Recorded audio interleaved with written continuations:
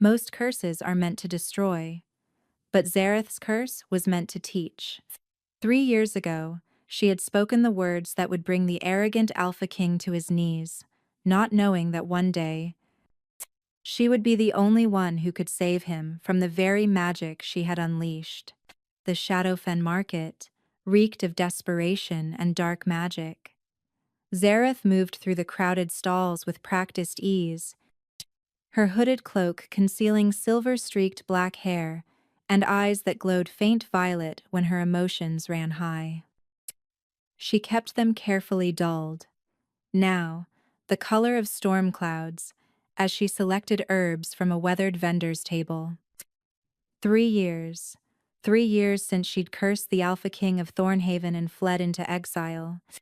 3 years of hiding in the outer territories, taking odd magical jobs under false names, never staying anywhere long enough to be found. The bounty on her head had only grown with time, 50,000 gold marks for the witch who had brought down Riker Nightshade, the most powerful alpha in 5 kingdoms. She hadn't meant for things to go so far. But then again, he hadn't meant to execute her younger brother for a crime he didn't commit. Zareth's fingers tightened around the bunch of nightshade in her hand, the memory flashing unbidden. 16-year-old Davin, accused of stealing from the royal treasury. No trial, no investigation, just Riker's cold decree and the executioner's blade. A baby brother, the only family she had left, gone in a heartbeat because a king couldn't be bothered with something as trivial as proof. The rage had been all-consuming.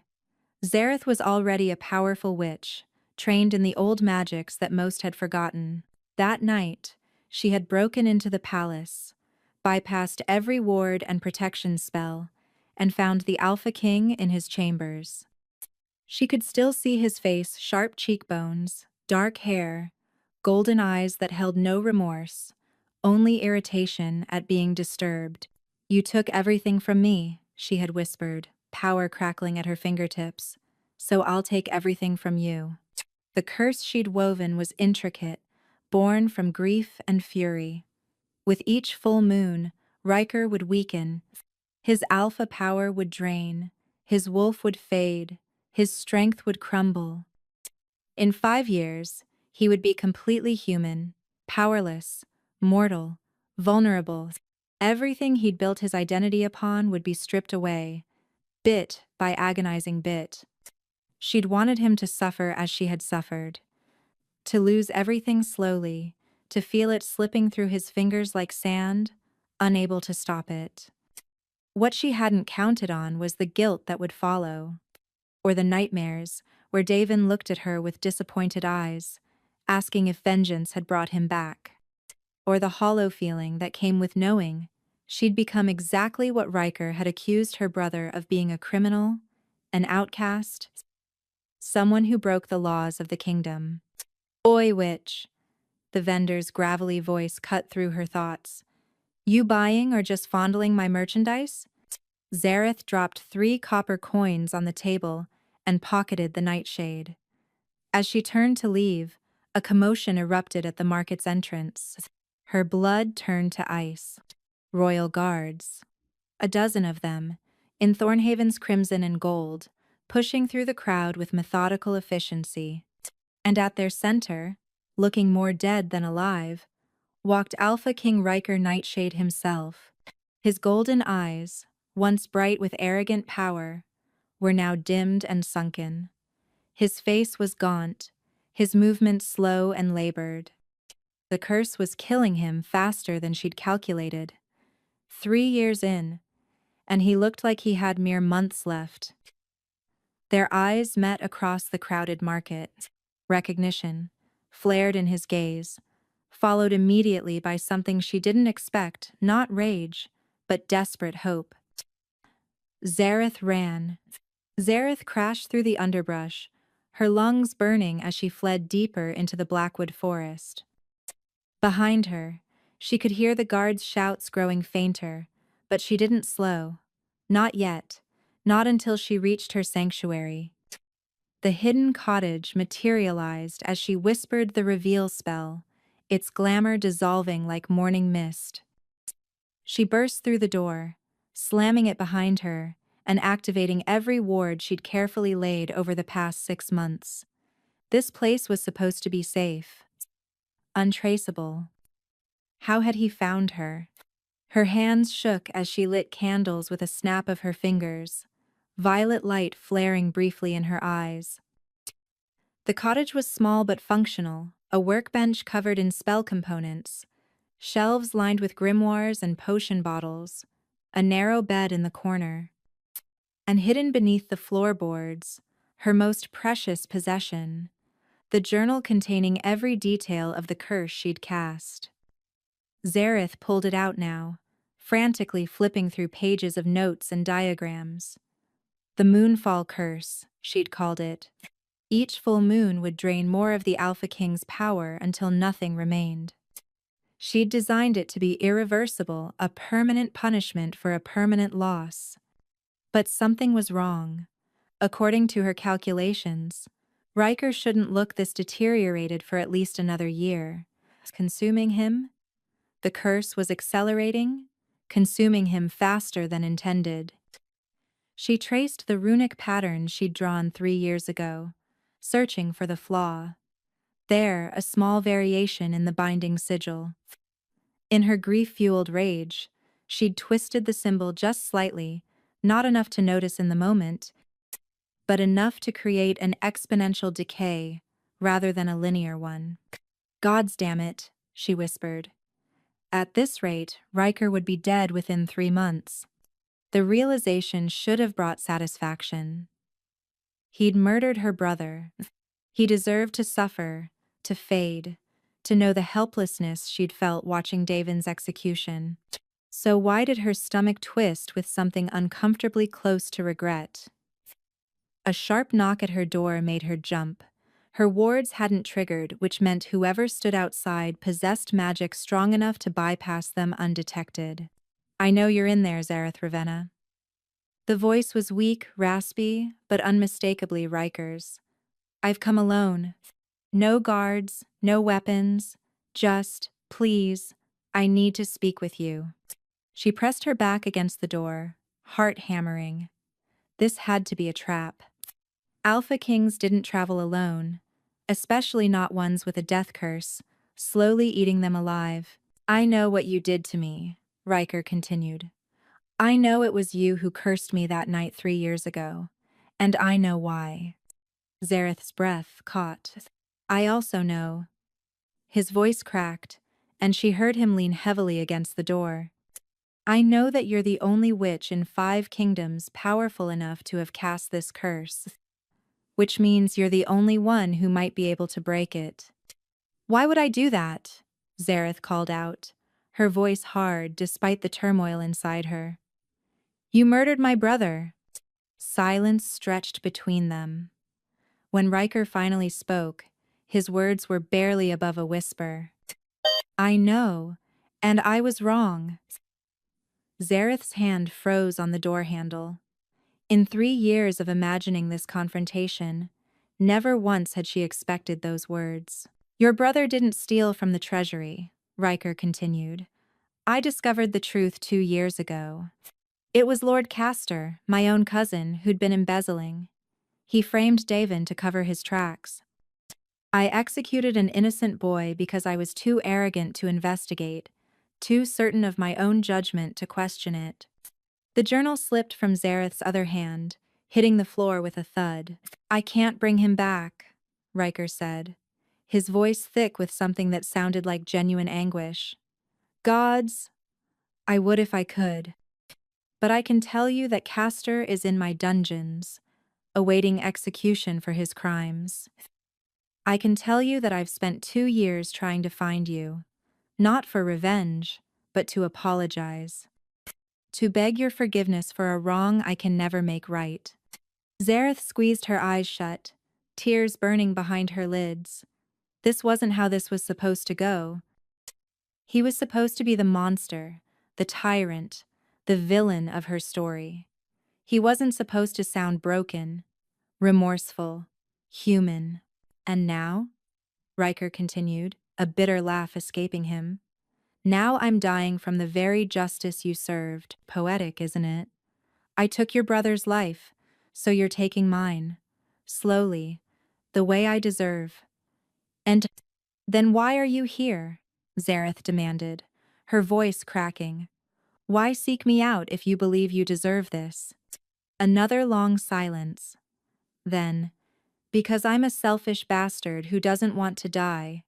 Because my kingdom needs me. There are threats at the borders. Internal conflicts I haven't resolved. Because. He paused. Because I wanted to see the face of the woman strong enough to bring me to my knees.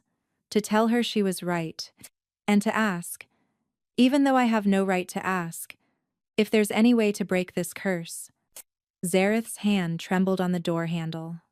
Every logical part of her screamed to leave him there, to let the curse run its course, to claim the justice she'd sought. But Davin's voice echoed in her memory, not disappointed, but gentle, the way he'd always been. You're better than your anger, Z. Don't let it consume you. With a shaking breath, Zareth opened the door. Riker Nightshade stood on her doorstep, and Zareth barely recognized him. The arrogant Alpha King, she remembered, had been tall, powerful, radiating dominance with every breath. The man before her now was a shadow, gaunt, pale, with dark circles under those once bright golden eyes. His black hair, formerly perfectly groomed, hung limp and lifeless. He swayed slightly, gripping the doorframe for support. You look terrible, Zareth said flatly, stepping aside. A ghost of a smile touched his lips. You look exactly as I remember. Beautiful and terrifying. She ignored the comment, gesturing curtly for him to enter. He moved slowly, each step seeming to cost him. When he finally settled into the chair by her fireplace, he looked like he might never get up again. Zareth kept her distance, leaning against her workbench with arms crossed. How did you find me? Your magic leaves traces, Riker said. Unique signatures. I hired a tracker which cost me a fortune and 3 months of searching. Powers. But she found the patterns in your spells. He looked around the cottage. Impressive wards, by the way. I only got through because you designed the curse to be tied to me. There's a connection between us now. Zareth's jaw tightened. She hadn't considered that aspect. Curses created bonds, links between caster and victim. It was one reason why most witches avoided them: too much entanglement, too much risk of backlash. Tell me about my brother, she said abruptly. Tell me everything you learned. Riker's expression grew heavy. Lord Castor had been stealing from the treasury for years.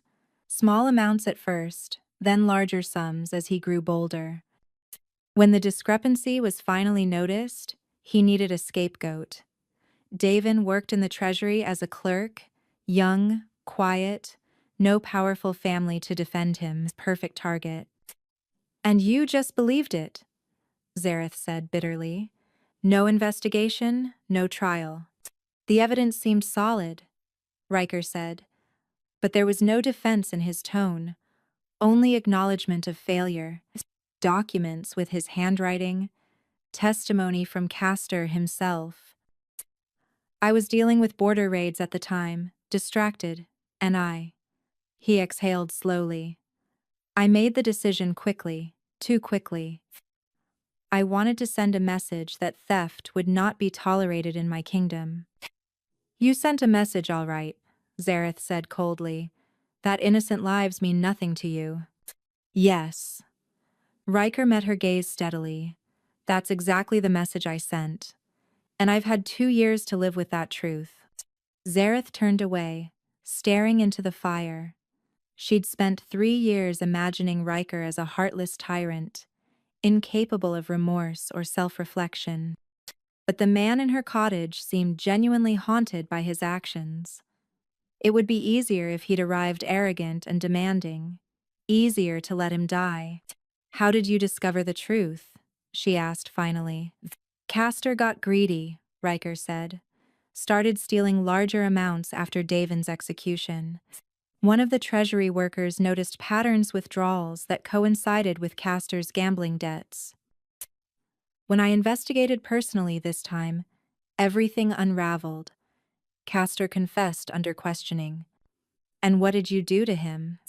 He's been in the dungeons for 2 years, Riker said. I wanted to find you first, to tell you the truth before I executed him, to let you decide his fate, since you're the one who lost the most. Zareth turned back to him, surprised. You've kept him alive for 2 years just to give me that choice? It seemed the least I could do. Riker leaned his head back against the chair, exhaustion evident in every line of his body. Though at this rate, I'll die before you make that decision, and my successor will likely just execute him anyway. Silence fell between them. Zareth studied the Alpha King, the man she'd hated with every fiber of her being for 3 years. Watching him now, broken and dying from her curse, she felt none of the satisfaction she'd expected, only a complicated tangle of anger, grief, and something she couldn't quite name. The curse is accelerating, she said abruptly. Faster than I designed it to. You have maybe 3 months. Riker's eyes opened, meeting hers. Can it be broken? I don't know, Zareth admitted. I made it to be irreversible. But the acceleration means something's wrong with the binding. There might be possibilities, but it would require research, time, and access to you regularly to monitor the curse's progress. Whatever you need, Riker said immediately. I'll provide it. Even if I can't break it? Zareth challenged. Even if all I do is watch you die slowly? Even then, Riker said. At least I'll die knowing I tried. And he hesitated. At least I'll have had the chance to know the woman who saw through my arrogance to the monster beneath. I cursed you because you were a murderer, Zareth said. Not because I wanted to know you. And yet, Riker said softly, here we are. 3 days after Riker's arrival, Zareth's carefully constructed isolation shattered completely. She'd been working in her garden, harvesting moonbell flowers for a diagnostic potion, when the ward screamed a warning. Not Riker's magic signature, he was inside, resting, but something else, something darker. Zareth bolted for the cottage just as a figure materialized from the shadows of the blackwood. Tall, elegant, with silver blonde hair and eyes like chips of ice. Lady Morvaine Ashbourne, Riker's aunt, and the kingdom's high sorceress. Well, well, Morvaine said, her voice silk over steel. The infamous Zareth Ravenna. How convenient that you've been hiding in my territory all along. Zareth's hands ignited with violet fire. Your territory is 50 miles south. I've expanded my holdings. Morvaine smiled, but it never reached her eyes. And imagine my surprise when my dear nephew's magical signature appeared in the Blackwood 3 days ago. I've been watching ever since, waiting to see what little drama would unfold. The cottage door burst open. Riker stumbled out, one hand braced against the doorframe, the other crackling with golden alpha magic, weak but present. Aunt Morvaine, what a pleasant surprise. Save your strength, nephew, Morvaine said dismissively. We both know you're barely clinging to consciousness as it is. Her gaze slid back to Zareth, assessing. So this is the witch who cursed you. I must admit, I'm impressed. The Moonfall curse is notoriously difficult to cast. Most witches lack the power. Zareth kept her magic ready, instincts screaming danger. She'd heard of Morvaine Ashbourne, the high sorceress, who'd advised 3 Alpha Kings, who'd consolidated power in Thornhaven's court for decades. Rumors whispered that she'd eliminated rivals with cold efficiency, always careful to keep her hands clean. What do you want? Zareth demanded. Want? Morvain laughed lightly. My dear, I'm here to help. Riker came to you seeking a cure for his curse, yes? But you don't trust him, and he's too weak to force your cooperation. A stalemate. She stepped closer, moving with predatory grace. I, however, can offer something more compelling. I don't make deals with court sorceresses, Zareth said. Not even for the location of your brother's body? Zareth's magic flickered, shock breaking her concentration. What? Davin Ravenna, Morvain continued, examining her nails casually. Executed 3 years ago. Body disposed of in an unmarked grave outside the city. I know exactly where he's buried. Break my nephew's curse, and I'll tell you, you could finally give your brother a proper funeral. Closure, as they call it. Don't listen to her, Riker said roughly, pushing away from the doorframe. Zareth, she's manipulating you. Of course I am, Morvain agreed cheerfully. But that doesn't make the offer less genuine. I do know where the boy is buried. And unlike my nephew, I actually have something you want. Zareth's mind raced. For 3 years, not knowing where Davin had been laid to rest had haunted her. The idea of him in an unmarked grave, forgotten, unmourned except by her, it was a wound that never healed. Quote, Why do you care if I break the curse? Zareth asked suspiciously. If Riker dies, doesn't the throne pass to someone else? Someone you could control more easily? Clever girl, Morvain purred. Yes, the throne would pass to Riker's cousin, Lord Castor. Oh wait, he's in the dungeons for treason. Then it would go to Riker's younger sister, Princess Alara. Sweet girl, but far too idealistic. Terrible for the kingdom's stability. You mean terrible for your power base, Riker interjected. Morvain's smile sharpened. I've spent decades building influence in Thornhaven. I'm not about to watch it crumble because my fool nephew got himself cursed. So yes, I want him alive and on the throne, where I can continue to advise him. She's been trying to control me since I took the crown, Riker said to Zareth. I've been blocking her power plays for years. That's why she wants me to survive so she can keep trying. At least I'm honest about it, Morvain said. Unlike you, nephew, pretending this is about atonement when really, you just don't want to die. She turned back to Zareth. So what will it be, little witch? Help my nephew and learn where your brother rests? Or let him die and wonder forever? Zareth looked between them, the dying Alpha King who'd killed her brother, and the calculating sorceress who saw people as chess pieces. Every instinct told her to refuse, to walk away from both of them and their poisonous politics. But the thought of finding Davin, of laying him to rest properly, of having a place to visit and mourn. I'll research the curse, Zareth said finally. But I make no promises about breaking it, and if I find out you're lying about my brother. You'll what? Curse me too? Morvain laughed. I look forward to watching you try, but no, I'm not lying. The body is where I say it is. Break the curse, and I'll draw you a map. With that, Morvain vanished in a swirl of silver light, leaving Zareth and Riker alone in the garden clearing. I'm sorry, Riker said quietly. I didn't know she was tracking me. I led her right to you. It's fine, Zareth said, though her hands still trembled with residual magic. I was going to help you anyway, or at least try. Riker studied her face. Because you want to know where Davin is buried. Yes, Zareth admitted. There was no point in lying, but also because she hesitated, hating what she was about to say. Because the curse is flawed. It's killing you faster than intended. And that's not justice, that's just murder. Something shifted in Riker's expression.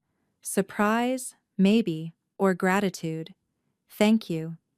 Don't thank me yet, Zareth said, turning back toward the cottage. I might not be able to save you, and even if I can, you'll still have to live with what you did to my brother. I know, Riker said softly. Believe me, I know.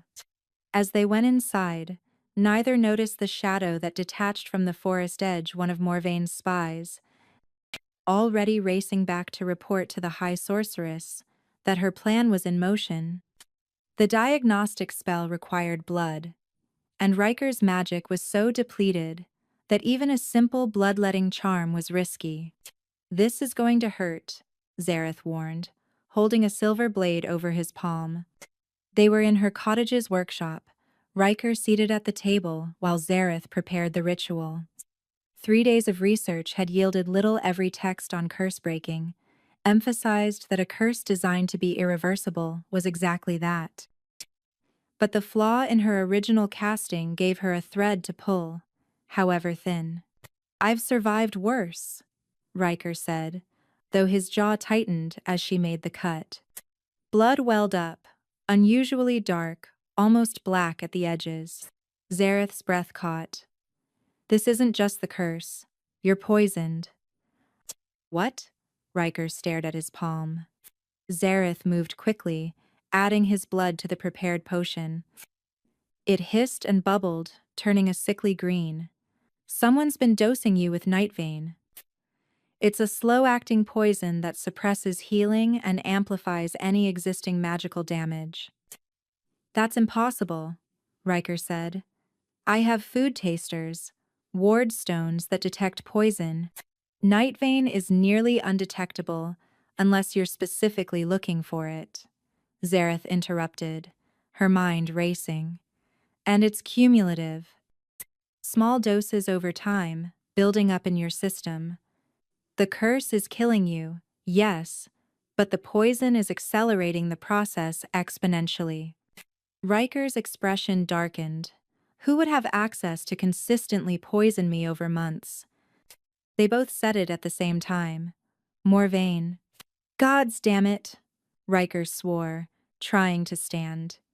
He swayed immediately, and Zareth caught his arm, surprised by how light he was, how much weight he'd lost. Sit down before you fall down, she ordered, guiding him back to the chair. If Morvaine's been poisoning you, confronting her now would be suicide. You're too weak. Then what do I do? Frustration and fear warred in his voice. Just sit here and let her kill me? No, Zareth said, making a decision. You let me try to save you. For the next week, Zareth worked with an intensity that surprised even herself. She'd told herself she was doing this to learn Davin's burial location, to extract what she needed from Morvaine's deal, but somewhere in the long nights of research and preparation, watching Riker struggle to breathe, to move, to simply exist under the weight of her curse and his aunt's poison, something had shifted. She still hated what he'd done, still woke with grief sharp as broken glass in her chest when she thought of Davin. But she was beginning to separate the man from the act, to see the person beneath the title. Riker, for his part, proved to be an unexpectedly patient subject.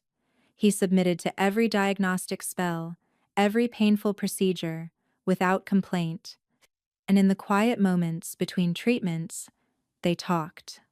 Tell me about your brother, Riker said one evening as Zareth prepared another blood purification draft. She stiffened.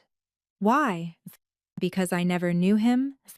Riker said simply, I signed his death warrant without ever learning who he was. I'd like to know, if you're willing to tell me. Zareth was quiet for a long moment. Then, slowly, she began to speak. Davin was gentle, she said. In a world that valued strength and power, he was kind. He loved books, could spend hours in the library just reading. He wanted to be a scholar, not a warrior. A sad smile touched her lips. I used to tease him about it, tell him he needed to toughen up. He sounds like he was a good person, Riker said. He was the best person, Zareth said fiercely. He didn't have a cruel bone in his body. The idea that he would steal, would harm anyone. It was absurd. But I was traveling when he was arrested. Didn't even know until. Her voice broke. Until I came home and found him already executed. Riker's hands clenched on the table. Zareth, I don't, she said sharply. Don't apologize again. It won't change anything. I know. Riker met her gaze steadily. But I am sorry. Truly. And I know that means nothing, but it's all I have to offer. The vulnerability in his voice, the genuine remorse, it cracked something in Zareth's carefully maintained anger. She turned back to her work, blinking away sudden tears. That night, as Riker slept fitfully on the cot she'd set up for him, Zareth sat by the fire with her journal. The curse bond between them pulsed faintly, letting her sense his pain, his deteriorating condition. 3 weeks since he'd arrived, and despite her efforts, he was still dying. She needed more time, more knowledge, and possibly help. The thought made her stomach twist, but she couldn't deny the truth. Breaking a curse of this magnitude, while simultaneously purging poison from a dying Alpha King, it was beyond her abilities alone, which meant she'd have to do the one thing she'd sworn never to do: return to Thornhaven. When Riker woke the next morning, Zareth was packing supplies into a leather satchel. "What are you doing?" he asked groggily. "We're leaving," Zareth said. "I need access to the Royal Library, and you need to be somewhere I can monitor you constantly. The cottage isn't sufficient anymore." Riker sat up slowly. "You want to come back to Thornhaven?"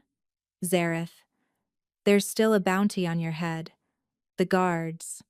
"We'll do exactly what you tell them," Zareth interrupted. "You're still the Alpha King, even if you're dying. Call off the bounty. Give me sanctuary and access to your resources, or die here in my cottage. Your choice." A smile tugged at Riker's lips despite the seriousness of the situation. "You're terrifying when you're determined, you know that?" "I'm a witch," Zareth said. "Terrifying is part of the job description. Now get up. We have a long journey ahead, and you can barely walk. This is going to be unpleasant." "Wait," Riker said as she moved to help him stand. "If you come to Thornhaven, Morvain will know.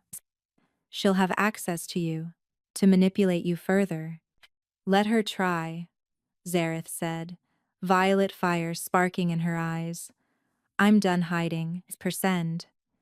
And if your aunt wants to play games, she'll find out exactly why the Moonfall curse was considered impossible to cast."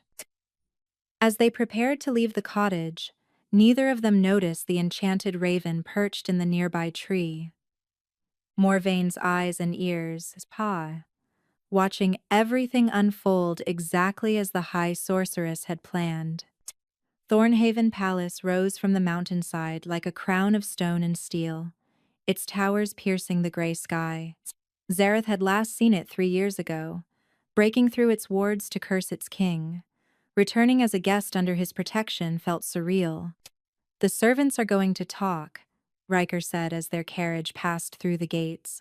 He'd insisted on the covered carriage despite his weakness, knowing that if anyone saw him in his current state, it would spark panic. "Let them talk," Zareth said, though her stomach churned with anxiety. 50,000 gold marks for her capture. How many people in this palace had memorized her face, hoping for that reward? But Riker had sent messengers ahead. By the time they arrived, the guard captain himself waited at the entrance, a grizzled man with sharp eyes and a scarred face. "Captain Thorne." Riker greeted him as they exited the carriage. "I trust my orders were clear?" "Crystal, your majesty," Thorne said, though his gaze lingered on Zareth with obvious suspicion. "The bounty is officially rescinded. Lady Ravenna is under royal protection." He made the title sound like an insult. She's here as my guest and advisor, Riker said firmly. Anyone who harms her answers to me personally. Spread the word. Thorne's jaw tightened, but he bowed. As you command. The palace interior was as grand as Zareth, remembered soaring ceilings, tapestries depicting centuries of nightshade rule, enchanted torches that never burned out.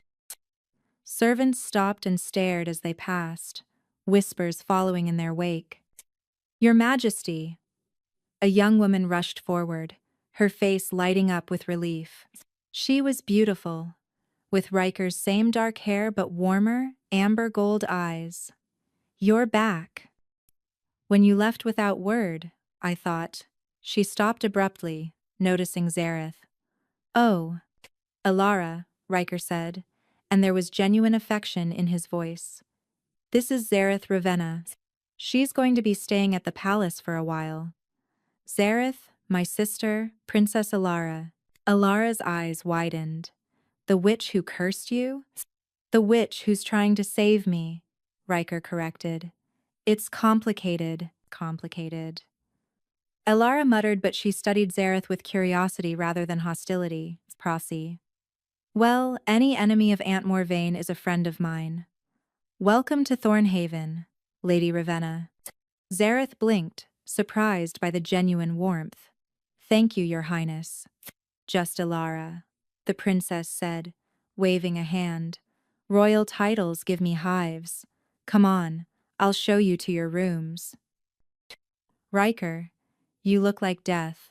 Go rest before you collapse in the hallway. Riker didn't argue, which told Zareth how exhausted he truly was. As Alara led her through winding corridors, the princess kept up a steady stream of conversation. Fair warning, Aunt Morvain is going to lose her mind when she finds out you're here. She's been hovering around Riker like a vulture, waiting for him to name her regent. The fact that he's brought you to the palace instead of crawling to her for help? Oh, she'll hate that.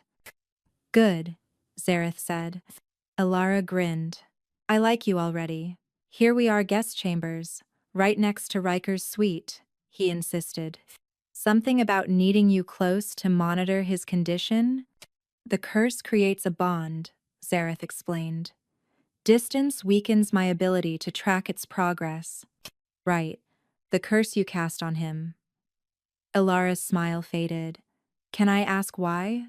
I mean, I've heard the official story that you did it for revenge, but I've also heard things about Lord Castor and your brother. Zareth met the princess's gaze steadily. Your brother executed mine for a crime he didn't commit. Lord Castor framed Davin to cover his own theft.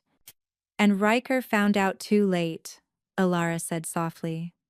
He told me, 2 years ago, when he discovered the truth. He stopped sleeping, stopped eating properly, became obsessed with finding you. She touched Zareth's arm gently. I know it doesn't fix what happened, but he's not the same man who gave that execution order. The guilt has been eating him alive. Close pause. The curse has been eating him alive, Zareth corrected. Poso. Maybe both, Alara said. Anyway, get settled. Dinner is at sunset. And Zareth? She paused at the door. Thank you for trying to save him. Whatever your reasons, whatever happens, thank you.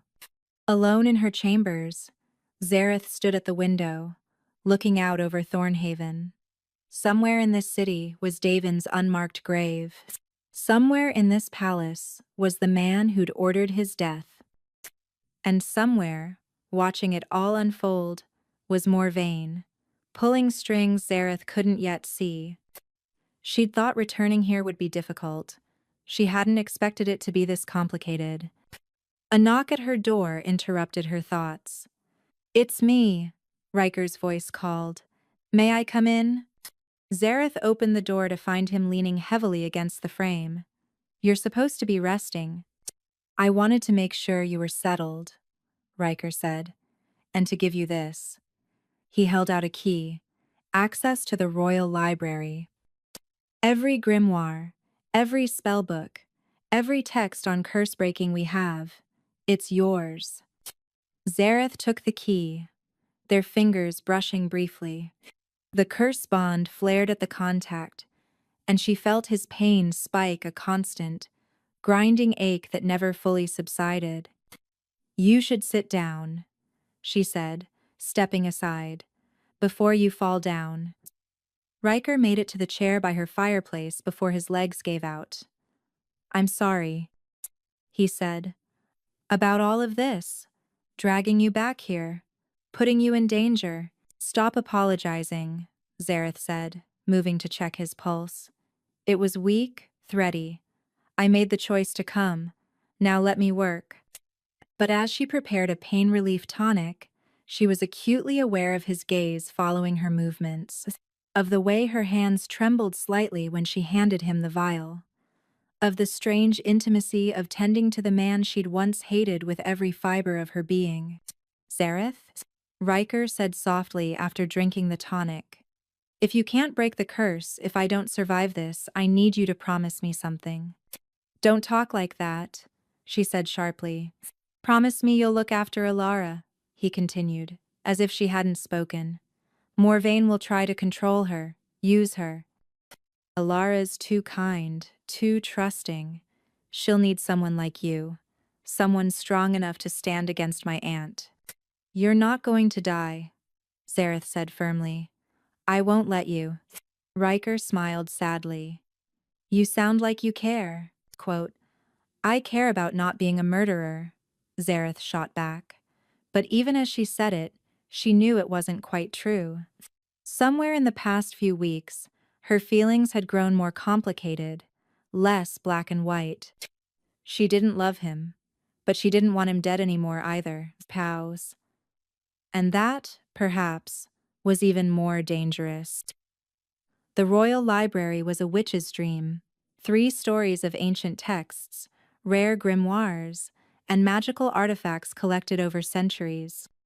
Zareth spent her days here, surrounded by towers of books, searching desperately for anything that might help break the Moonfall curse. And Riker, despite his deteriorating condition, spent his days with her. You should be resting, Zareth said for the 100th time, not looking up from the manuscript she was studying. I'm tired of resting, Riker replied from where he sat across from her, slowly working through his own stack of texts. Besides, this is my curse. I should help research it. You can barely hold a book without shaking. Then it's good I'm reading sitting down. Despite herself, Zareth smiled. Over the past 2 weeks, she'd discovered that Riker had a dry sense of humor that emerged when he wasn't playing the role of Alpha King. It made him more human. Less like the monster she'd built up in her mind. Found something, Riker said suddenly, sliding a book across the table. Binding curses and blood magic. There's a section on curse bonds and how they can be manipulated. Zareth scanned the page, her heart quickening. This says that a strong enough connection between caster and victim can create a feedback loop.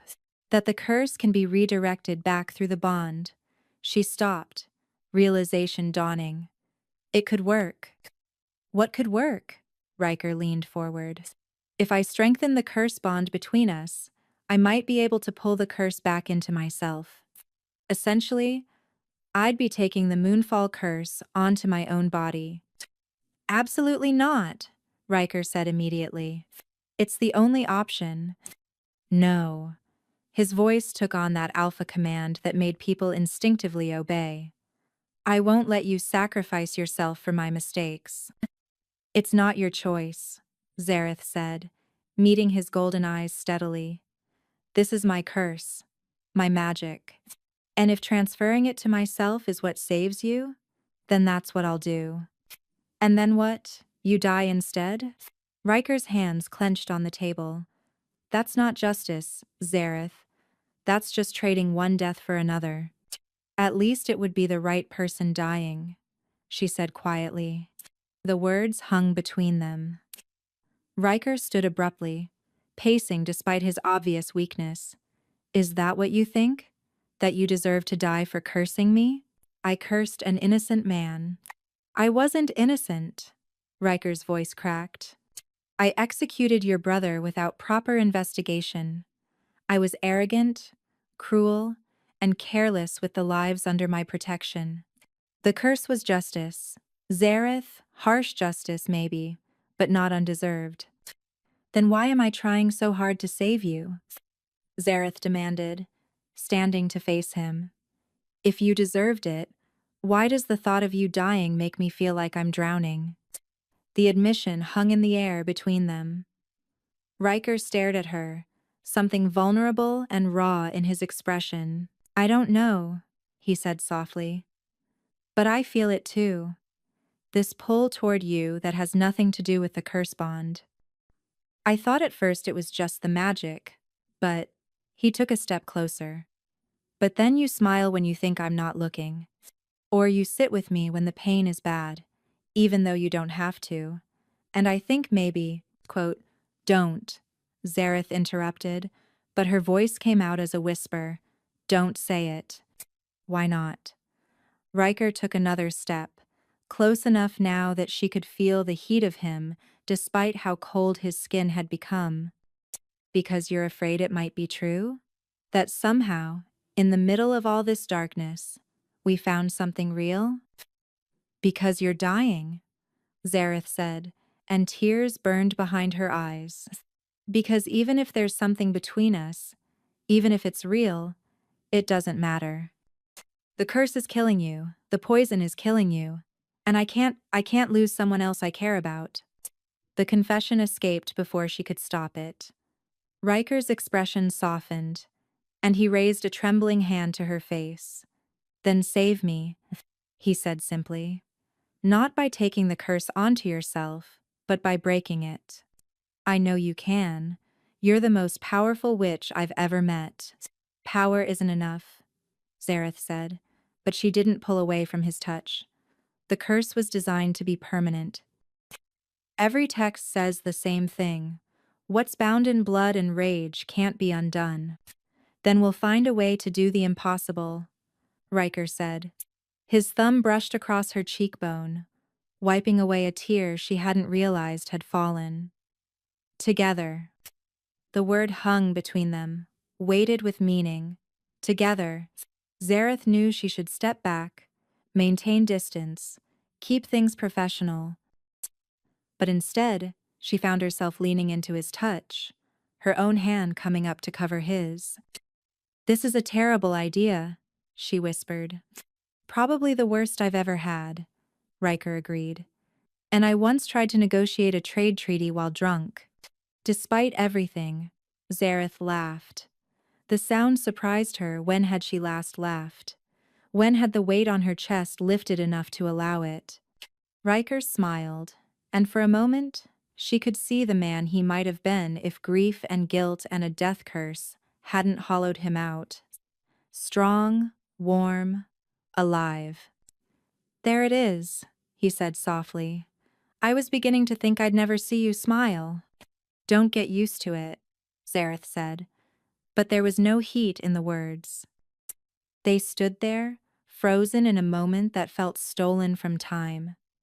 The library around them faded the books, the research, the impossible task ahead. For just a heartbeat, there was only this: two people who should have been enemies, finding something unexpected in the ruins of tragedy. Then Riker swayed, his strength finally giving out. Zareth caught him, cursing as she felt how cold he'd become, how weak his pulse was. Library time is over, she said firmly, guiding him toward the door. You need rest and another blood purification treatment. Bossy, Riker mumbled. But he didn't resist. As Zareth helped him back to his chambers, she was acutely aware of how right it felt, his weight against her side, her arm around his waist, the synchronization of their steps. The curse bond hummed between them, but this was something more, something that terrified her more than any magic ever had. Because curses could be broken, spells could be undone, But whatever was growing between them, that felt permanent in a way that magic never was, pressure. It happened on a night when twin moons hung full in the sky, a rare celestial event that occurred once every 5 years. Zareth woke to screaming. She bolted from her bed, magic igniting instinctively as she ran toward Riker's chambers. The guards outside looked panicked, unsure whether to enter. "Move," Zareth ordered, shoving past them. Inside, the scene was chaos. Riker writhed on his bed, his body convulsing as the curse surged with renewed violence. The twin moons amplified magical effects, including the moonfall curse, Perselve. Black veins spread across his skin like cracks in porcelain, and his eyes, when they opened, were completely black. "Hold him down," Zareth shouted at the guards. It took 4 of them to restrain Riker as she worked, hands glowing violet as she tried to stabilize the curse. But it was too strong. The twin moons had triggered an acceleration she hadn't anticipated. At this rate, he'd be dead by dawn. "There's nothing more I can do," the royal physician said grimly, standing back. "The curse has progressed too far."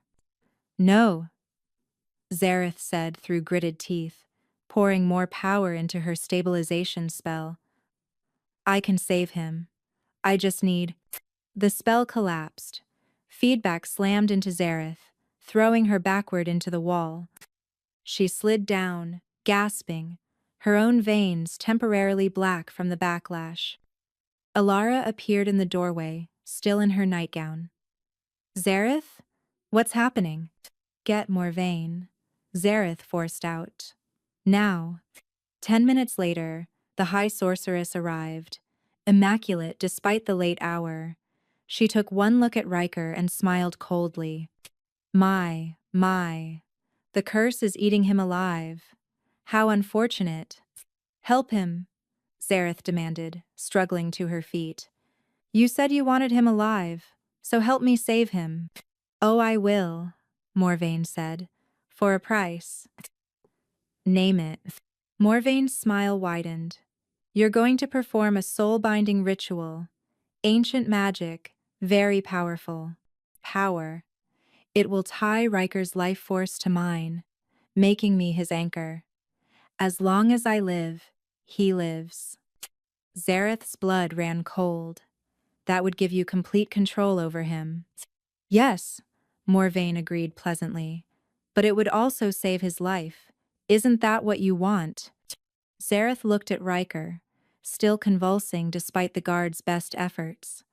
At Alara, tears streaming down her face as she watched her brother dying. At the impossible choice before her: save him and doom him to a life controlled by Morvain, or let him die free. "There has to be another way," Zareth said desperately. "There isn't," Morvain said. "Not tonight, not with the twin moons amplifying the curse. Either you perform the binding, or your lover dies. Choose quickly which. Time is running out." Zareth's hand shook as she pulled out the grimoire Morvain provided. Reading through the ritual, it was exactly as the sorceress described, a soul binding that would make Morvain Riker's permanent anchor, giving her ultimate power over the Alpha King. "Zareth." Alara touched her arm. "You can't do this. Riker would rather die than be Morvain's puppet." "I know," Zareth whispered, "but I can't watch him die. Not when I can save him." "Even if it means he'll hate you for it?" The question hit like a physical blow. Because yes, Riker would hate her for this. Would see it as the ultimate betrayal, saving his life only to chain him to the person he'd spent years fighting against. But he'd be alive? He'd have a chance to break free eventually? And wasn't that better than death? Zareth opened her mouth to agree to the ritual when Riker suddenly went still. His eyes cleared for just a moment, black receding enough to show amber beneath. "Don't," he gasped, his voice barely audible. "Zareth, don't do this." "I have to," she said, moving to his side. You're dying. Better dead than enslaved, Riker forced out. Please, trust me, there's another way. What way? Zareth demanded. Tell me. But Riker's eyes rolled back, another convulsion taking him. The black veins spread further, creeping toward his heart. Minutes left, maybe less. Morvain tapped her fingers impatiently. Decide now, or watch him die. What's it gonna be, little witch? Zareth looked at Riker's unconscious form, at the book of dark rituals in her hands, at the life or death choice that would define everything that came after. And then, with trembling hands, she closed the grimoire. No, she said, I won't do it. Morvain's expression darkened. Then, you've killed him. No, Zareth repeated, more firmly this time. I'm going to trust him.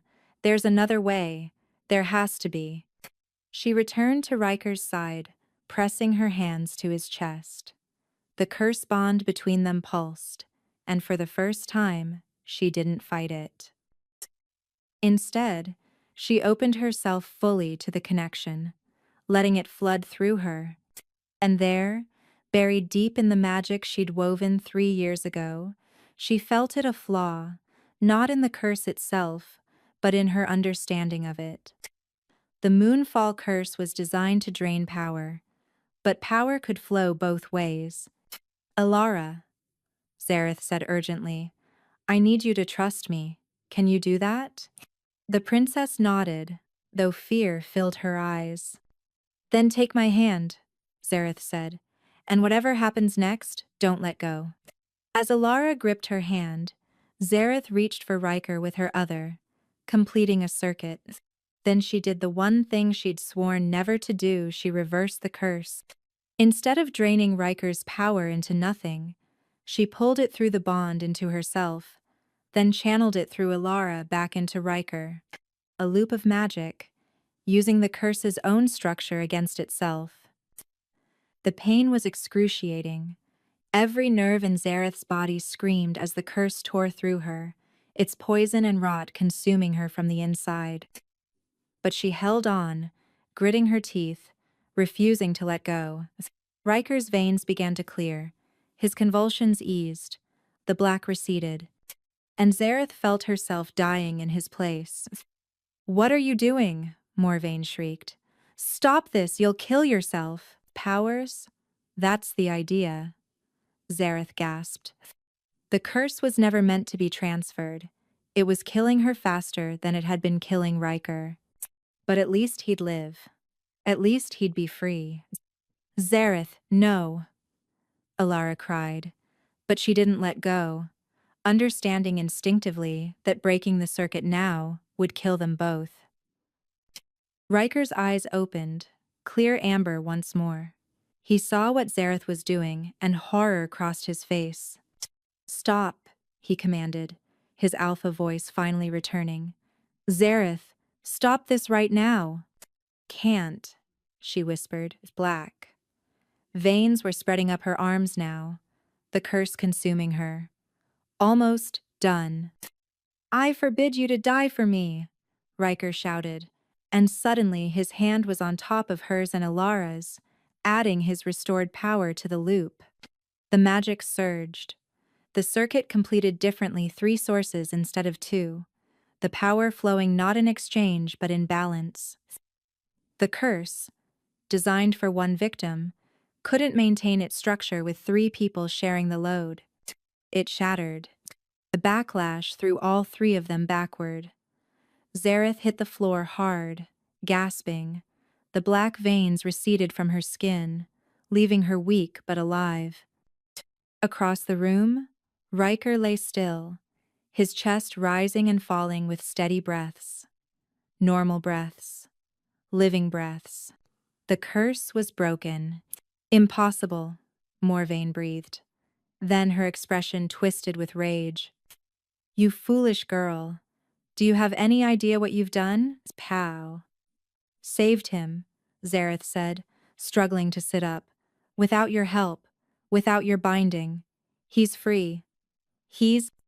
Morvain's hand crackled with silver magic. Then I'll just have to try again. You'll do nothing, Riker said, standing. He moved with strength and grace that had been absent for months, his alpha power fully restored. Aunt Morvain, you're under arrest for attempted regicide, poisoning, and conspiracy. Guards flooded into the room at his signal. Morvain fought, but her magic was no match for a fully powered Alpha King and a dozen enchanted restraints. As they dragged her away, still screaming threats, Riker crossed to Zareth. He dropped to his knees beside her, hands cupping her face with desperate gentleness. "Don't ever do that again," he said, his voice shaking. "Don't ever try to die for me." "You're welcome." Zareth managed a weak smile. "For, breaking the curse and saving your life." "Thank you," Riker said seriously. Then he pulled her into his arms, holding her like she was the most precious thing in the world. "Thank you for trusting me, for finding another way." Zareth buried her face in his shoulder, exhaustion and relief washing over her in equal measure. "I couldn't do it," she whispered. "Couldn't watch you become her puppet, even if it meant losing you." "You didn't lose me," Riker said, pulling back just enough to meet her eyes. "You saved me, in every possible way." And there, in the ruins of a broken curse, surrounded by scattered grimoires and frightened guards, Riker Nightshade kissed the witch who had cursed him. And Zareth, for the first time in 3 years, felt something like hope. The celebration of Riker's recovery lasted 3 days. The entire kingdom rejoiced. Their Alpha King, thought to be dying, was fully restored. But in the dungeons beneath the palace, Morvain smiled in her cell, patient as a spider in its web. Because she had planned for this. All of it. 10 days after the curse broke, Zareth woke to find Thornhaven in chaos. Ilara burst into her chambers, face pale. "It's Riker. He's collapsed. The healers can't wake him." Zareth's blood turned to ice. She ran to his chambers, still in her nightgown, magic already crackling at her fingertips. But when she reached his side, checking frantically for the curse's return, she found nothing. No curse, no poison. Just Riker lying unconscious, his breathing shallow but steady. "What's wrong with him?" Ilara demanded. "I don't know," Zareth admitted. "There's no magic affecting him, no poison in his blood. It's like he's just asleep." For 3 days, Riker remained unconscious. Zareth barely left his side, trying every diagnostic spell she knew. Nothing worked. He simply wouldn't wake. On the 4th day, a message arrived. Written in elegant script, delivered by enchanted raven. "If you want him to wake, come to the Whispering Ruins at sunset. Come alone. M." Zareth crumpled the note in her fist. Of course, Morvain had planned this from the beginning. The curse, the poisoning, the dramatic rescue. All of it orchestrated to bring Zareth to Thornhaven, to make her care about Riker. And now the real trap was springing closed. "It's obviously a trap," Ilara said when Zareth showed her the message. "You can't go." "I have to," Zareth said. "She has some kind of hold on him. If I don't go, he might never wake." "Then take guards. Take the army if you need to." She said alone. Zareth looked at Riker's unconscious form, her heart aching. "And something tells me she means it. Come for that." The Whispering Ruins stood at the edge of Thornhaven's territory, ancient stones marking a place where the veil between worlds grew thin. Zareth arrived at sunset, her magic ready, her guard up. Morvain waited among the stones, no longer in chains. She wore elegant robes of silver and black, her power fully restored. "How?" Zareth demanded. "The palace wards should have contained you." "Oh, child," Morvain laughed. Did you really think those dungeons could hold me? I've been free since the first night. I simply waited for the right moment to make my move. Zareth's magic flared. Wake him. Now. Or what? You'll curse me? Morvain tilted her head. We both know you won't. Not after what it cost you to break the last curse. Not when you've developed such inconvenient feelings for my nephew. What do you want? Zareth demanded. The same thing I've always wanted, Morvain said. Control of Thornhaven. But Riker has proven difficult to manipulate. Paces. So I've decided to try a different approach. She smiled. You're going to kill him. Zareth's blood ran cold. What? The sleeping spell I cast will keep him unconscious until the next new moon, 3 weeks from now. If you haven't killed him by then, the spell becomes permanent. He'll sleep forever. A living corpse, while I rule as regent in his place. You're insane, Zareth breathed. Why would I ever? Because if you don't kill Riker, Morvain interrupted, I'll kill someone else. Someone you care about even more. She gestured, and a portal opened in the air. Through it, Zareth saw a cell, and in that cell, unconscious but alive, was a young man with sandy hair and gentle features. Features she knew as well as her own. Davin, she whispered. Surprise, Morvain purred. He never died. The execution was faked. I needed leverage over you. After all, I've kept him in magical stasis for 3 years, waiting for this moment. Tears streamed down Zareth's face. Her brother, alive.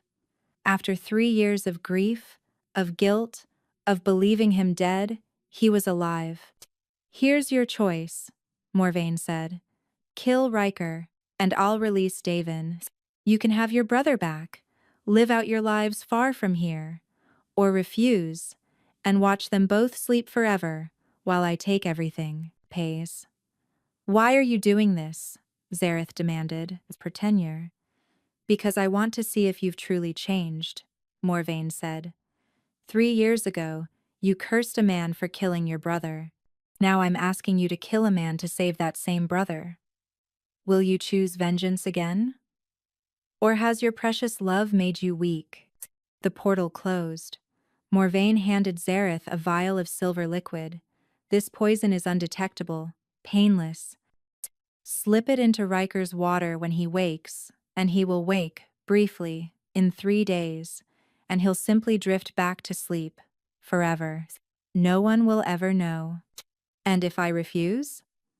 Zareth asked, though she already knew the answer. Then in 3 weeks, when the spell becomes permanent, I'll kill Davin in front of you before putting you both in cells beside Riker. A lovely family reunion, all of you conscious but unable to move or speak for the rest of your very long, magically extended lives. Morvain vanished in a swirl of silver light, leaving Zareth alone among the ancient stones, with the vial of poison clutched in her shaking hand. Kill the man she'd come to care for, or lose her brother, the brother she'd mourned, whose death had driven her to curse Riker in the first place forever. Some choices, Zareth realized as she sank to her knees in the grass, weren't choices at all. They were just different ways of losing everything that mattered.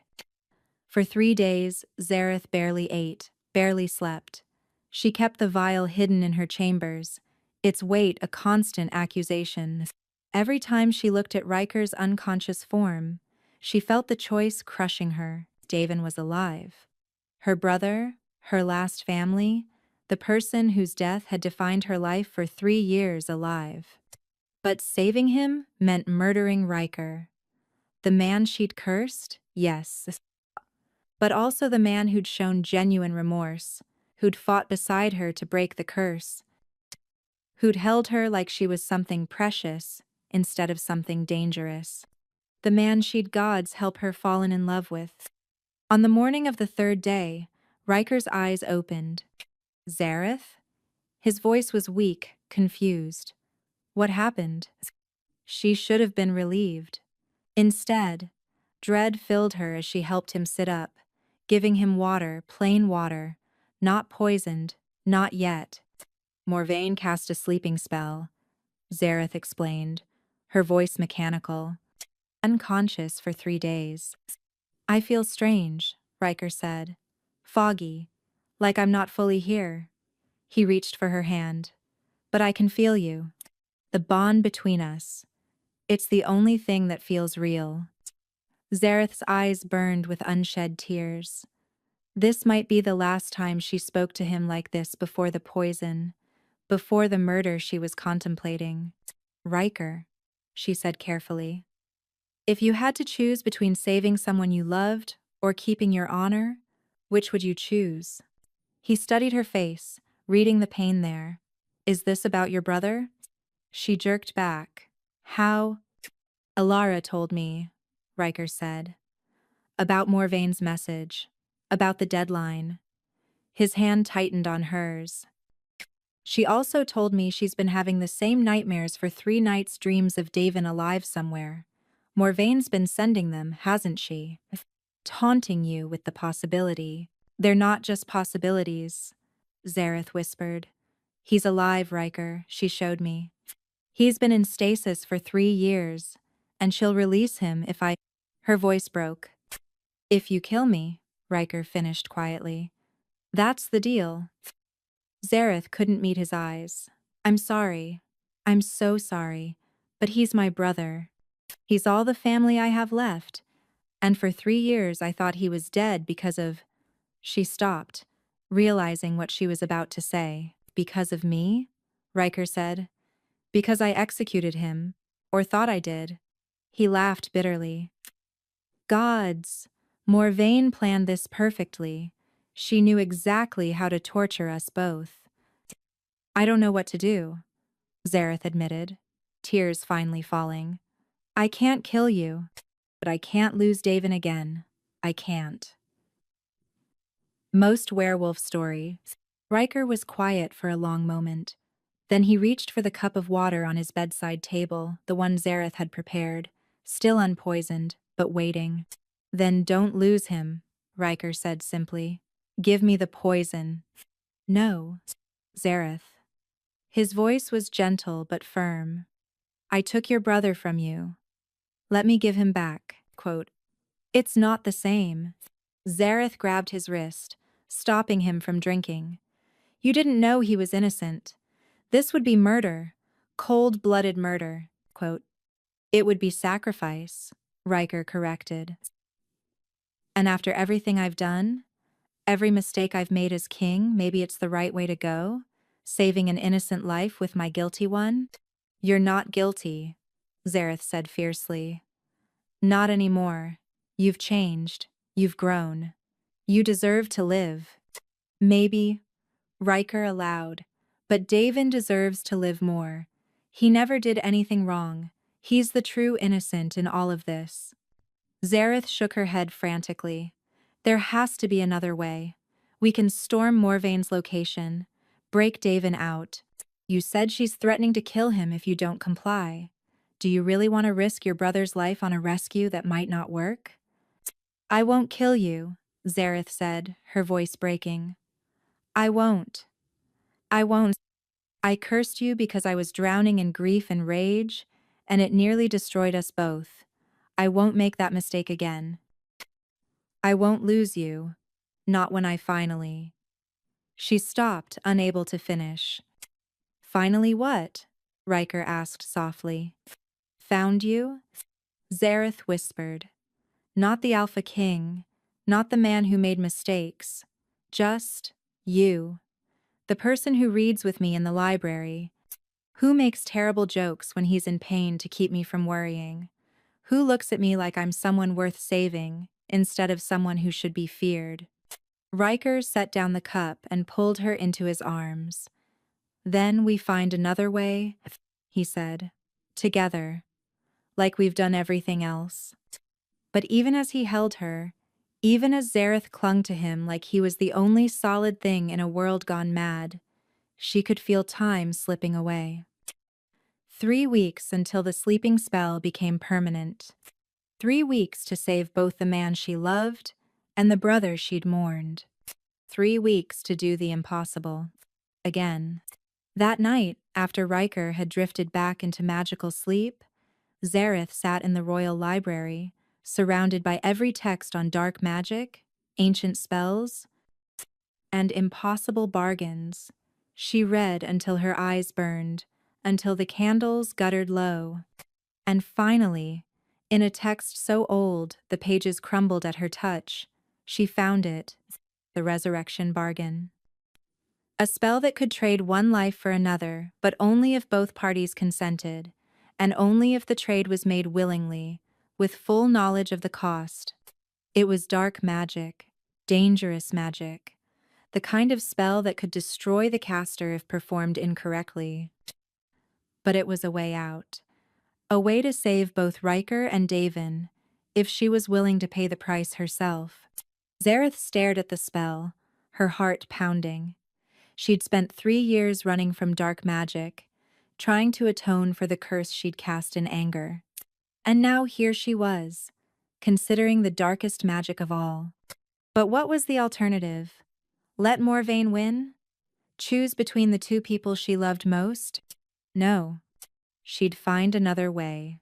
She always did. As dawn broke over Thornhaven, Zareth made her decision. Not to give in to Morvain's demands, not to sacrifice Riker or accept losing Davin, but to confront the High Sorceress one final time and end this, whatever the cost. The confrontation happened at the Whispering Ruins, under a sky bruised purple with an approaching storm. Zareth arrived alone as demanded, but this time she came prepared. Every spell she'd researched, every trick she'd learned in 3 years of exile, all of it focused into a single purpose. Save them both. Destroy Morvain. Survive. You came? Morvain said, materializing from the shadows between standing stones. I wasn't certain you would. Have you made your choice? I have, Zareth said. Violet fire ignited around her hands, brighter than it had ever been. I choose neither. Morvain's expression darkened. That wasn't an option. I'm making it one, Zareth interrupted. The resurrection bargain. A life for a life, freely given. I offer mine in exchange for both of theirs. For the first time, Morvain looked genuinely surprised. You'd die to save them both? How deliciously selfless. But there's a problem, child. The resurrection bargain requires consent from all parties. Did you really think I'd agree to let you die in their place? I don't need your consent, Zareth said. Just theirs, and I already have it. She pulled out 2 items, a lock of Riker's hair, taken while he slept, and a small vial containing a drop of blood, Davin's blood, preserved in stasis for 3 years, in Morvain's keeping, but stolen by Alara during a daring raid on the sorceress's secondary lair, just hours ago. Morvain's eyes widened. Impossible. No one knows where I kept the boy. Your apprentice did, Zareth said. The one you've been training in secret. Turns out he's not as loyal as you thought. Not when Princess Alara offered him immunity and a position in the royal court. Rage twisted Morvain's beautiful features. You meddling little. Resurrection bargain. Initiated, Zareth shouted, slamming her hands to the ground.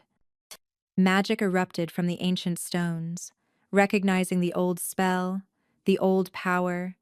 The world tilted, reality bent, and suddenly, Zareth stood in a space between spaces, the liminal realm where souls waited before passing on.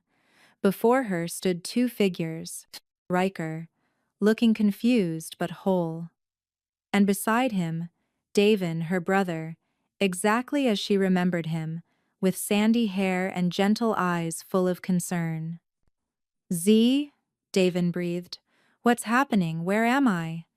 You're safe, Zareth said, tears streaming down her face. You're going to live. Both of you. Not if you die for us, Riker said sharply. He turned to Davin. Stop her. Tell her you won't accept this bargain. But Davin was staring at Riker with recognition dawning in his eyes. You're the king, the one who ordered my execution. Yes, Riker said quietly. I'm the one responsible for all of this. So if anyone should die, it should be me. No one else is dying, Zareth shouted. Listen to me, both of you. The bargain doesn't have to be permanent death. There's a loophole. If I can anchor my soul to something in the living world, I can return. But I need time. Time for you, Riker, to wake up and break Morvaine's sleeping spell. Time for you, Davin, to be released from stasis. Time for both of you to find the anchor I've prepared. What anchor? Riker demanded. Zareth pulled out a pendant, a simple thing of twisted silver and violet crystal. This holds a piece of my soul. I bound it before coming here. If you can get it to the heartwood tree in the Blackwood forest and perform the calling ritual, you can bring me back. If? Davin said. That's not good enough. It has to be, Zareth said. Morvaine won't stop. She'll keep torturing us, keep using you against each other. This is the only way to end it. Then let me do it, Riker said. I'm the king. I'm the one who started all of this. Let me be the sacrifice. No, Davin said quietly. Both of them turned to him in surprise. No more sacrifices, no more deaths. Zareth, you said there's a loophole, that you can come back if we perform the ritual. If, Zareth stressed, it's not guaranteed. Then we'll make it guaranteed, Davin said firmly. Riker, can you wake yourself from Morvaine's spell if you have motivation enough? Possibly, Riker admitted. With sufficient emotional impetus, I might be able to break through. Good, Davin said. Because if my sister dies to save us, and you let her stay dead, I'll kill you myself. Clear? Despite everything, Riker smiled. Crystal clear. This is insane, Zareth said. So is everything else we've done, Davin pointed out. At least this way, we're all choosing it together. He took his sister's hands. I missed you, Z. These 3 years in stasis, I was aware sometimes. I could feel you out there, feel your grief. It killed me, knowing I couldn't tell you I was alive. I would. Then don't leave me again, Zareth whispered. Quote, I won't. Davin promised. Neither of us will. We'll bring you back. I swear it. The liminal space began to fade. The spell was completing. The bargain accepted. Zareth felt herself being pulled away, her soul separating from her body. Wait, Riker grabbed her hand. Before you go, I need to tell you. I know, Zareth said, seeing everything in his golden eyes. I know, and when you bring me back, I'll tell you the same thing. Then the world went white, and Zareth felt herself falling, into darkness, into silence, into death, power. But not forever, just for a little while. Just long enough for 2 men who should have been enemies to save the witch who'd bound them together. Back in the Whispering Ruins, Zareth's body crumpled to the ground. Morvaine screamed in fury as her carefully laid plans shattered. The sleeping spell on Riker broke with Zareth's death. She'd been its true anchor, not Morvaine's magic. And Davin, in his cell, stirred and woke for the first time in 3 years. Morvaine fled into the night, her power broken, her schemes in ruins. And in a palace miles away, Riker Nightshade woke gasping, clutching a silver pendant, and knew exactly what he had to do.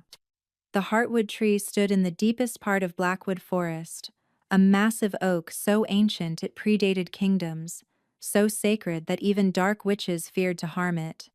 Riker reached it 3 days after Zareth's death, Davin and Alara at his side. They'd barely slept, barely stopped, driven by desperate urgency, and the pendant that pulsed with faint violet light, proof that Zareth's soul still lingered, waiting. "Tell me again," Davin said as they began preparing the ritual circle. "Tell me this will work." "It will work," Riker said with more confidence than he felt. "It has to." They'd found the ritual instructions in Zareth's notes, along with a letter addressed to both of them. "If you're reading this, I'm dead, or mostly dead. Don't panic. Davin, stop panicking. The calling ritual requires 3 things: my soul anchor, the pendant, a blood offering from someone who loves me, and a willing sacrifice of power from someone whose life I saved. Davin, you're the first. Your blood, given freely, will call to our shared bloodline. Riker, you're the second. The curse I broke saved your life. That magic created a debt. Use it. And whoever's reading this to them, probably Alara. Thank you for helping these 2 idiots not kill each other while I was gone. See you soon. Don't be late. Being dead is boring." Z, quote, "She's insufferable even in death," Riker muttered. But his hand shook as he placed the pendant in the center of the circle. "That's my sister," Davin said, but there was love in his voice. The ritual required precision runes, drawn in silver, candles placed at cardinal points, both of them, bleeding into a chalice that would be poured over the pendant at the exact moment of moonrise. "Ready?" Alara asked from where she stood guard outside the circle. Riker and Davin looked at each other, these 2 men bound by tragedy, connected by the woman they both loved in different ways. "Ready," they said in unison. As the moon crested the trees, they poured the blood. The pendant blazed with light. And Riker, drawing on every ounce of his restored alpha power, shouted the words of the calling spell. For a long moment, nothing happened. Then the heartwood tree began to glow. Its bark split open, revealing a doorway of pure light. And through that doorway stepped Zareth, looking dazed but alive, her violet eyes wide with wonder. "Did it work?" she asked. "Am I?" "Zareth." Davin tackled her in a hug so fierce he lifted her off her feet. "Don't you ever do that again." Potter C. 3 years of thinking you were dead, then waking up to find out you actually died. For real, do you have any idea? "Can't breathe," Zareth gasped. But she was laughing, crying, holding her brother like she'd never let go. Riker stood back, watching them reunite, his heart full of too many emotions to name. When Davin finally released her, Zareth turned to him, quote, "You did it," she said softly. "You brought me back." "We did it," Riker corrected. "Together, like everything else." Zareth crossed the distance between them. "I died owing you something. A confession. You don't owe me anything," Riker said. "Shut up and let me say it," Zareth said. Then, taking his face in her hands, she spoke the words she'd been too afraid to say before. "I love you. Not despite everything that happened, but because of it. Because you showed me that people can change, can grow, can become better than their worst mistakes. You're not the king who executed my brother anymore. You're the man who helped me save him, the man who broke a curse with me, the man I choose, freely and completely." Riker's response was to kiss her deep and thorough and full of all the feeling he'd kept buried during her death. When they finally broke apart, Davin was watching with an expression somewhere between happiness and exasperation. "So," he said, "I'm alive, you're alive, she's alive. What happens now?" "Now," Alara said, stepping into the circle with a grin, "we deal with Aunt Morvain." It took 3 weeks to track the High Sorceress down. She'd fled to the borderlands, trying to raise an army to retake Thornhaven. But her power was broken, her reputation destroyed. When Riker's forces found her, she surrendered without a fight. At her trial, Morvain stood defiant. I did what was necessary to secure Thornhaven's future. You tortured my family, Riker said coldly, poisoned me, manipulated everyone around me, and faked a boy's death to use as leverage. That's not securing the future. That's treason. Powers? The sentence is exile, Zareth said, stepping forward. She'd been granted special authority as both victim and the witch who'd ultimately defeated Morvain's schemes. Magical exile.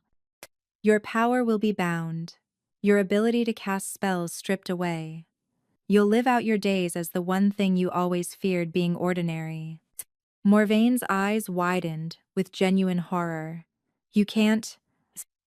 I can, Zareth said. And I am. The binding ritual took mere minutes. When it was done, Morvain was just another powerless woman, her beauty and charm all that remained of the sorceress she'd been. They sent her north to a remote village, where she'd live under watch but free from dungeons. A mercy, some said. A cruelty. Others argued, forcing her to live without the power that had defined her. Zareth didn't care which it was. Morvain was no longer her problem. 3 months after Zareth's resurrection, Thornhaven celebrated a double wedding. Princess Alara married Captain Thorn, a surprise to everyone except those who'd seen them training together for years. And Riker Nightshade married Zareth Ravenna in a ceremony that united witch and king, curse-caster and cursed, in bonds stronger than any magic. Davin gave his sister away, tears streaming down his face. "You're sure about this?" he whispered as they walked down the aisle. "Marrying the man who signed my death warrant?" "Xiomara's, I'm sure," Zareth whispered back. "Because he's not that man anymore. And I'm not the witch who cursed him. We're just us. Two people who found each other in the darkness." "Good," Davin said. "Because if he hurts you, I'll kill him." "I know," Zareth smiled. "I'm counting on it." At the altar, Riker took her hands, and the curse bond between them, transformed now into something bright and living, pulsed with shared joy. "I never thought I'd get this," Riker admitted quietly, "just for her. A second chance. A new beginning. You." "Neither did I," Zareth said. "I thought my story ended with a curse and a death. I didn't know it was just the beginning." They sealed their vows with a kiss that tasted like hope and healing, like justice served and mercy given, like endings that were really beginnings in disguise. And in the years that followed, they ruled together, the Alpha King and his Witch Queen. They weren't perfect. They made mistakes, had arguments, struggled with the weight of crowns and the scars of their shared past. But they were together, and together, they'd already done the impossible. Everything else was just practice. 5 years later, a girl with violet eyes and her father's smile played in the royal gardens while her parents watched from a nearby bench. "Think she'll inherit your magic?" Riker asked, his hand resting on Zareth's slightly rounded stomach, a second child on the way. "Probably," Zareth said. "Poor thing, having a witch for a mother and an Alpha King for a father. She's going to be impossible." "She already is," Riker said fondly as their daughter tried to make the flowers bloom out of season, magic sparking from her tiny hands. Davin approached, bouncing his own infant son in his arms. He'd married a healer from the lower city, and they lived in a cottage near the palace, close enough to visit, far enough for privacy. "Your daughter is teaching my son bad habits," Davin complained, but he was smiling. "Good," Zareth said. "He needs to learn to keep up with her." As the two children played under their parents' watchful eyes, Zareth leaned into Riker's embrace, feeling the steady beat of his heart against her back. "Do you ever regret it?" Riker asked softly. The curse, I mean. If you hadn't cast it, we never would have met like this. Zareth thought about it, really thought about it. About Davin's death that wasn't a death. About the curse that had nearly killed them both. About the darkness they'd waded through to find light. No, she said finally. I regret the pain, the loss, the wasted time. But not the journey that brought us here. She turned to kiss him softly. Besides, curses can be broken. Some bonds are forever.